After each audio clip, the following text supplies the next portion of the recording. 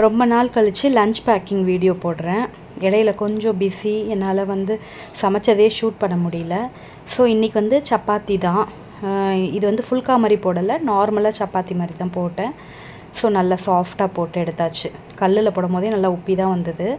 So எனக்கு எப்போவுமே சப்பாத்தி ரொம்ப பிடிக்கும். சப்பாத்தியோடு எது கொடுத்தாலும், ஈவன் பொரியல் இருந்தால் கூட நான் சாப்பிட்ருவேன். உருளைக்கிழங்கு வறுவல், முட்டை பொரியல், பீட்ரூட் பொரியல்னு எந்த பொரியல் இருந்தாலுமே நான் அதோடு வச்சு சாப்பிட்ருவேன்.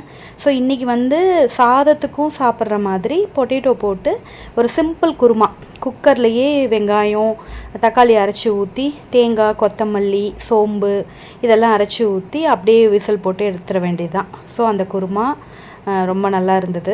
அண்டு முள்ளங்கி பொரியல் பண்ணேன். நிறையா முள்ளங்கி வாங்கிட்டு வந்தேன். முள்ளங்கி பொரியல் பண்ணணுன்னே ஸோ வெங்காயம், பச்சை மிளகா, கடலைப்பருப்புலாம் போட்டு வதக்கி, நல்லா முள்ளங்கியை போட்டு நல்லா சுருள வதக்கி எடுத்தால் அது முள்ளங்கினே தெரியாது, நல்லா டேஸ்ட்டாக இருக்கும். அதோட கொஞ்சம் முட்டையும் போட்டு நம்ம வதக்கி எடுக்கலாம். பட் நான் முட்டையை தனியாக பொடி மாஸ் மாதிரி பண்ணிட்டேன். எனக்கு பொடி மாஸ் எடுத்துக்கல, என்னோடய ஹஸ்பண்டுக்கு இதை பேக் பண்ணி கொடுத்துட்டேன். ஸோ சப்பாத்தி, முள்ளங்கி பொரியல், குருமா, ஸ்நாக் வாழைப்பழம்.